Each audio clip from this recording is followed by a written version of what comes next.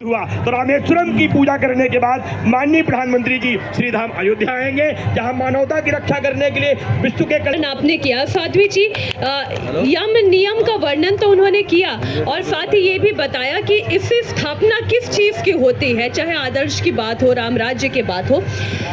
मैं एक बार फिर से राजनीतिक विषय पर लेकर आना चाहती हूँ। सनातन संस्कृति का उद्भव तो हमने देखा अलग अलग समय पे, कोई भी चीज़ एक समय का पहिया होता है, ऊपर जो जाता है वो नीचे आता है।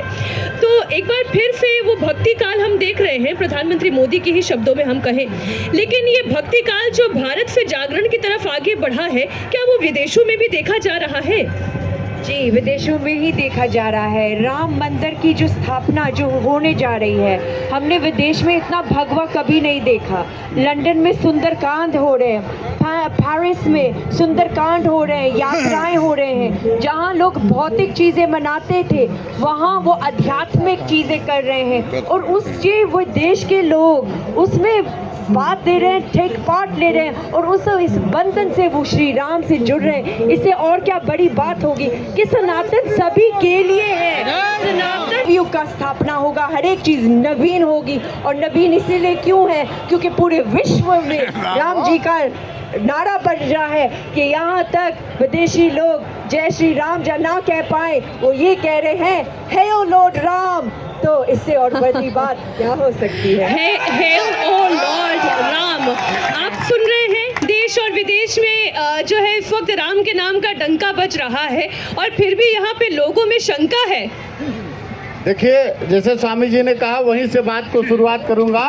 वैष्णवा नाम यथा शंभु, भगवान राम के पूजन से पूर्व अगर शिव का पूजन होता है तो निश्चित रूप से पराक्रम के साथ, ऐश्वर्य के साथ उस कार्य में सफलता प्राप्त की जाती है।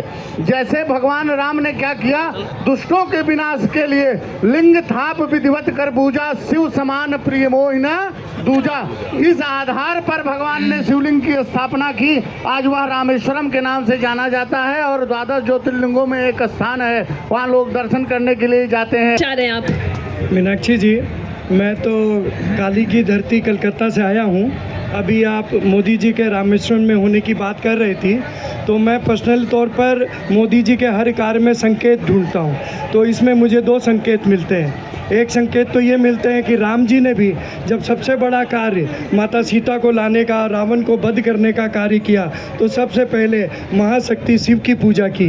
तो हमारे मोदी जी भी वो उन्हीं कार्य को अनुसरण करते हुए रामलला को यहाँ विराजने का, इतना बड़ा जो 500 वर्ष तक अपना युद्ध चला, उस युद्ध का काम पूरा शेष करने के लिए उन्होंने रामेश्वरम में श्री शंकर की पूजा की।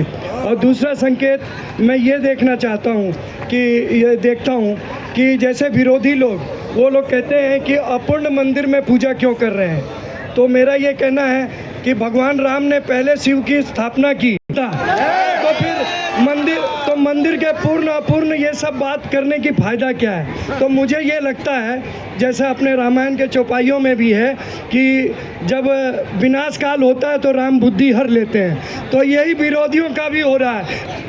इस समय योगी जी ने और मोदी जी ने जो अयोध्या में कार्य किया है, वो किसी और पार्टी के दम ही नहीं था कि कर पाई ये चीज़। और उन्होंने ऐसा कार्य किया है इन्होंने कि वो तो देखने के लायक है कि पूरी अयोध्या चमक रही, पूरी अयोध्या दमक रही है। जिसको देखो राम के और कोई नाम ही नहीं है, चाहे बच्चा हो, छोटा हो, चाहे बड़ा हो। और सबसे ज़्यादा लेडीज़ें हमारे क्या कि बहुत ज़्यादा उत्साहित है इस चीज़। बहुत सुंदर जो है अनुभव है इस वक्त सभी अयोध्या वासी कर रहे हैं। लेकिन आप जो यहाँ पर नहीं है, उनकी तरफ से मैं प्रश्न पूछ रही हूँ। बात रोजगार होती है, बात पॉकेट में आमदनी की क्यों नहीं होती है, बात महंगाई की क्यों नहीं होती है। विरोधियों का कहना यह है कि बीजेपी राम के नाम की आड़ में ये सभी मुख्य मुद्दों से जनता का ध्यान भटकाना चाहती है। देखिए, मैं थोड़ा समय भी चाहूँगा। देखिए, विरोधियों का कहना सरासर नाजायज है। अभी हमारे धर्माचार्यों ने जिस प्रकार से भगवान शंकर का उल्लेख किया, माननीय प्रधानमंत्री नरेंद्र मोदी जी के देश के प्रधानमंत्री के बनने के बाद 2014 के बाद जो जन कल्याणकारी योजनाएं उन्होंने देश भर में चलाई, गरीबों को घर देने का योजना, गरीबों को शौचालय देने का योजना, स्वच्छता का योजना और गरीबों को रोजगार देने का योजना, गरीबों को ऐसी चीज़ों का लाभ जिससे गरीबों की संख्या